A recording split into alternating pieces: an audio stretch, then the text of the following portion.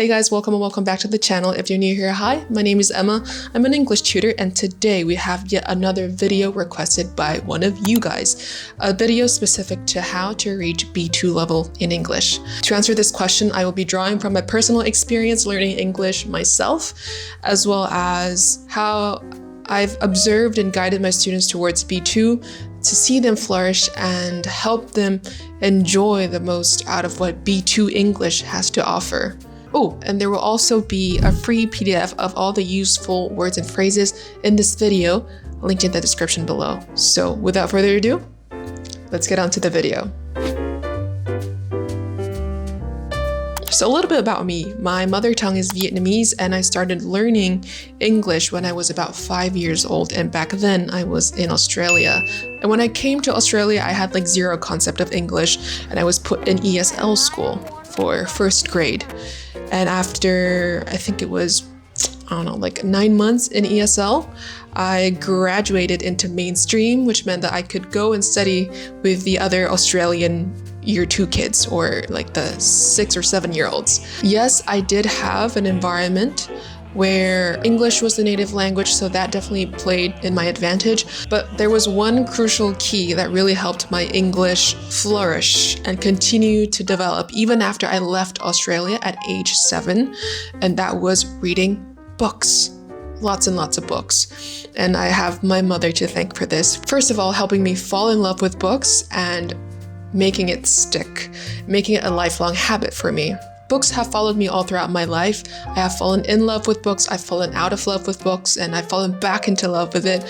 But one thing remains for sure is that my English would be nowhere near where it is today if it weren't for reading. Through primary school, secondary school, and high school, even though my peers and I received the same English education, I've noticed that the kids who read more, their language really stands out from the others. Just so much more colorful and dynamic, and they're able to express so much more nuance than the ones that don't have the habit of reading, even if we all receive the same education.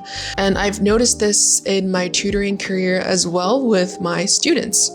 A lot of my students come to me when they're around like B1 level and they have to train, for lack of a better term, to reach B2 to take like standardized English tests. The ones who latch onto books, who put in the effort to develop this habit, really has a much more developed sense for the English language. And they achieve this in a much more enjoyable way as well.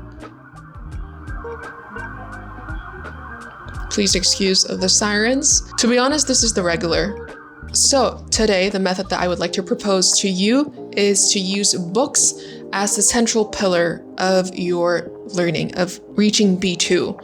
And with this one resource, we will use it in different ways to tackle all 4 skills: reading, listening, speaking, and writing. And after that, I will also talk about different add-ons that you can incorporate into this process should you want to diversify your learning even more.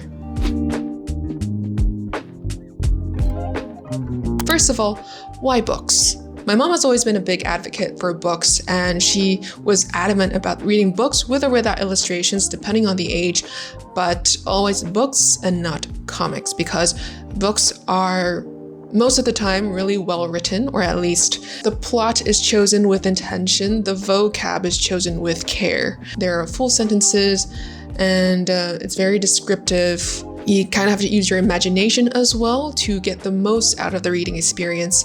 And it's just overall a great way to develop a well-rounded language. The other great thing is that when you read books or stories, you're experiencing something new in your target language. And that's kind of like the whole point of learning a language, right? Is that you get to communicate with other people, or you get to experience something that you can't in your mother tongue. And the world of books, especially with English, is very vast and diverse, and there is so much to be explored there, so much food for your thoughts and your imagination. And when you immerse yourself into a language this way, it doesn't feel so much like learning anymore, and you're just enjoying the ride, enjoying this experience. And when you see yourself grow in this way, maybe in the way that you form your thoughts, the way that you express yourself, can be clearer, more accurate, and more precise, you will be so much more motivated to keep on reading and keep on learning English. Now that you've decided that you will be reading books, how do you choose the one for you? First of all, in terms of relevant language, I'd say to not go any further back than the 1900s. So go for books that were written in the last 100, 120, 150 years maybe. Because the ones older than that, a lot of the classics I feel like use language that is a little bit outdated for our time now. So one, it's a little harder to understand, and two, the vocab you learn might not be as applicable as you would like it to be. So maybe save those for when you're entering more like C1 territory. If you know what genres you like, keep on reading books in that genre.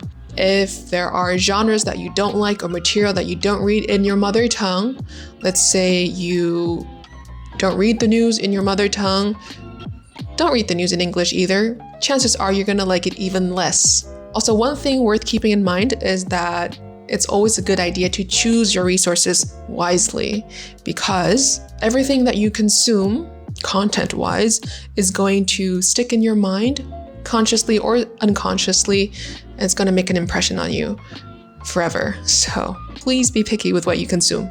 If you don't know which genre you like, or maybe you don't really read at all, then it's also a good idea to dial it a little bit back and maybe work on forming the habit of reading first before you try to challenge yourself with something too difficult. Like roll back to B1, A2 level reading even, and try to take the most friction out of the reading experience. The most important part here is to form a habit that will hopefully follow you for a very long time. So if you're just getting started into reading, an author that I would highly recommend is Roald Dahl. He is easily my favorite author of all time, and he writes a lot of children's books. They're not too long, they're quite engaging, and the language is quite colorful, very expressive. You can read classics like Matilda, Charlie and the Chocolate Factory, what else?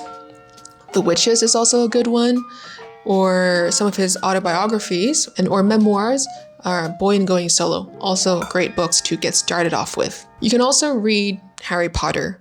Honestly, that's like one of the ways that a lot of people learn English or a foreign language, by reading like a Harry Potter translated version. That's how I got into reading, not English, but French, is through Harry Potter myself.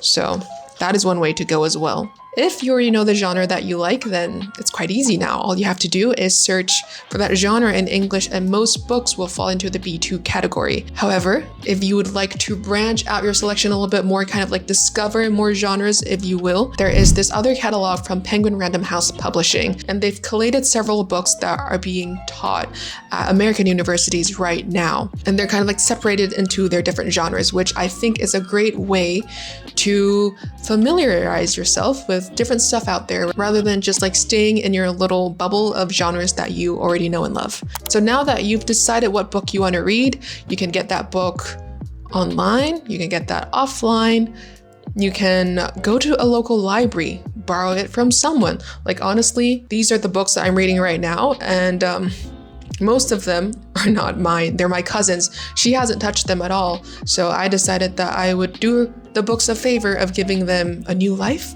by reading them. So I think this one is mine. This one's also mine.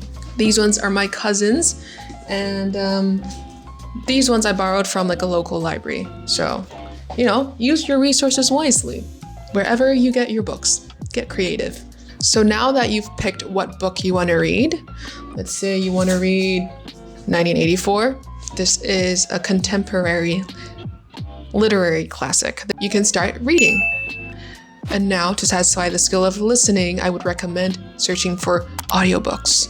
And you can get them wherever you have a streaming service or on YouTube. Yeah. And you can listen along to the audio as you're reading the book. And in a way, it feels like you're reading with someone and not by yourself. It also is a great way to engage more of your senses, not only your sight, but also your hearing. And that will allow you to focus more of your attention on the material itself. It was a bright, cold day in April, and the clocks were striking 13. Winston Smith, his chin nuzzled into his breast in an effort to escape the vile wind, slipped quickly through the glass doors of Victory Mansions. Now, if you stop right here, if you just read and do the audiobook, that is great already. And it will only be a matter of time before you see your English really take off. If you see any new words, try to figure them out within context first and get a feel for that word, and then you can search for the definition online in English, because you're at that level now. You can do that now. And for me, that was mostly what I did with my reading growing up. Through middle school and high school was just reading books and or listening to audiobooks. Honestly, there is a wealth of audiobooks out there. If you're a Harry Potter fan and you haven't already, I highly recommend that you check out the audiobook version narrated by Stephen Fry. That man is a freaking legend. It's one of those voices that I wish I could listen to for the first time all over again. Mr. and Mrs. Dursley of number 4 Privet Drive were proud to say that they were perfectly normal. Thank you very much. Those would be your input skills done and dusted. Now, if you want to take it one step further and tackle the output skills of speaking and writing, here's what you can do. You can go on Google, search the name of the novel, of the book that you're reading, along with one of these keywords: discussion questions, essay prompts, reading guides, or teacher teaching guides. And if you're reading some of the more popular books, the literary classics, you'll get tons and tons of options to choose from. And with these reading or teaching guides, you will get a lot of discussion questions for the individual chapters or for when you finish the book itself. There are also essay prompts or synthesis activities where you synthesize your own response to the material. So you're going to write an essay, and the prompts are pretty well designed. And when you have well-designed discussion questions and well-designed writing prompts, I feel like it really helps you with your comprehension of the material. Integrate it a little bit more into your critical mind. Gives you an option to output what you've read. Now, if you don't like the idea of just like searching on Google willy-nilly without really a place to anchor yourself, then I can suggest going back to Penguin Random House Publishing. I am not sponsored by them, but if Penguin ever does sponsor me, I'd be very happy. For example, let's search up one of my favorite books, which is a memoir by Trevor Noah called Born a Crime. Well, Trevor Noah is a comedian and he hosts the late night show. And he actually grew up in South Africa under the apartheid regime. And he describes his life there where mixed couples was basically illegal, right? So his parents being together was an illegal act. Having him was an illegal act. And in this book, he describes how he grew up in South Africa under this system, under this regime. And it is one of my favorite memoirs / autobiographies of all time. Like when I first started discovering more like nonfiction books, I didn't think I would enjoy memoirs and autobiographies because they felt really dry, especially the ones that are written by like politicians, in my personal opinion. So I go for memoirs that are written by writers or comedians because they know how to tell a good story and they know how to tell it in a very humoristic way. Anyways, Trevor Noah, Born a Crime, and there will be an option to press over onto guide. You'll find reading guides, teaching guides, or maybe university teaching guides. Press one of those and you will find background information on the author, on the book. There's a plot summary as well, and then try to answer the discussion questions. This is something I really enjoy because for me, when I'm learning a foreign language, the part that I'm most hesitant about a lot of the times is coming up with interesting questions for myself to want to practice speaking or writing, and to have the publishing house do it themselves. Yeah, it just makes the learning process so much more fun for me. And even when I'm teaching material off of these resource packs, yes, I'm teaching my student, but also I feel like I'm teaching myself and I'm getting to read all over again. And it's fascinating. They also have like additional resources related to the book. If you enjoyed the book, there will be like other book recommendations within the same genre or in the same field of interest, if you will. So basically, that is the core of your studying. It doesn't have to be too difficult, really.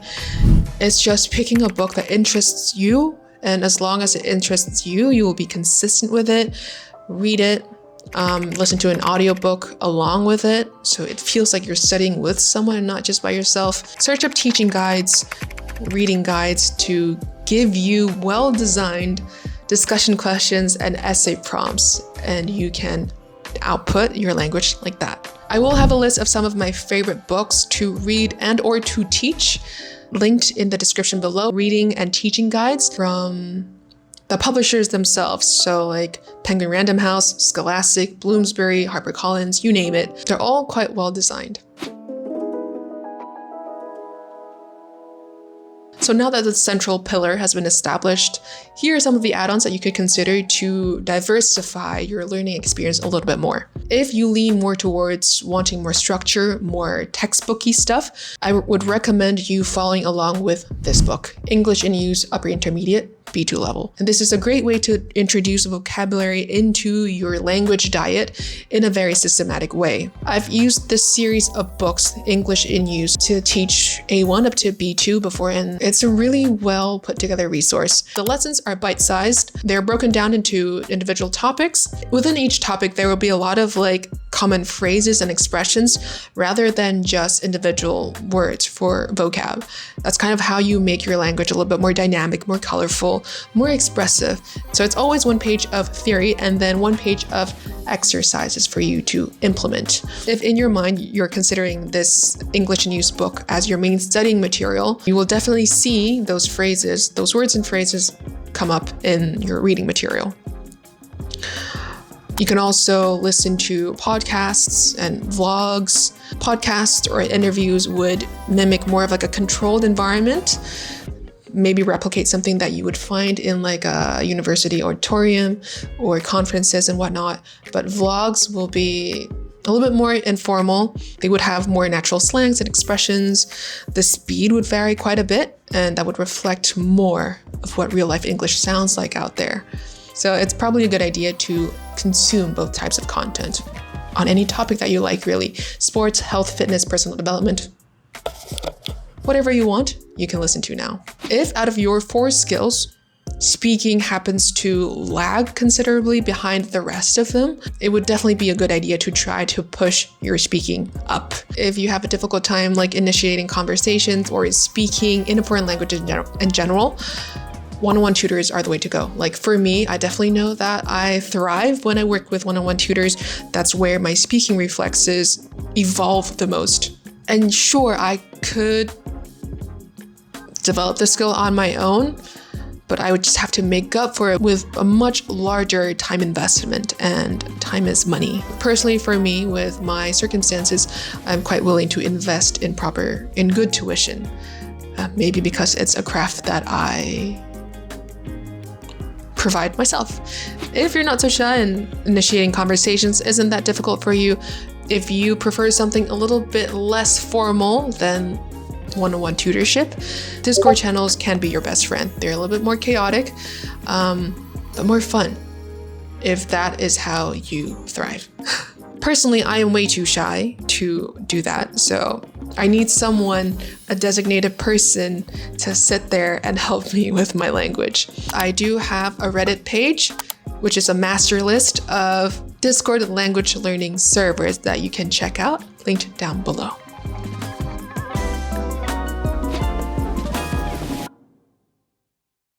So, to implement this way of studying into your life, first of all, you want to create a habit out of reading. Not only would this help your English, but also just your quality of life in general for the long run. When reading becomes a part of your daily or weekly routine, you will slowly see how the way you think changes, how the way you view the world changes. You will have a more critical eye for the content that you consume. Reading also challenges your imagination, and it helps you think of concepts and come into contact with experiences that you would not have on a regular basis. And it also teaches you how to self-study. I cannot express enough how important it is to create a habit out of reading. So if you don't have this habit yet, no problem, we can start super easy with simple books. Go for A2, B1 books, Roald Dahl, Harry Potter. Those are great places to start. Dedicate some time to this practice. Maybe just start off with 10 minutes in the morning or 10 minutes before you go to bed. and build up on this time. Maybe on the weekends, you can carve out like 30 minutes to an hour to just sit down, slow down, and read along with an audiobook. And that's really good already. And if you want to take it a step further, those discussion questions and essay prompts are going to be your best friend. Anyways, that is all for this video. I hope you have found it helpful. Maybe it has given you some ideas to approach learning English in a more enjoyable fashion. And if you have any questions, comments, concerns about learning English, how to do it, or if there is any material that you would like for me to create for learning English specifically, be sure to let me know down in the comments below. And as always, you guys, thank you so much for watching this video. I hope you have a wonderful week. Happy studying, and I'll see you in the next video. Bye!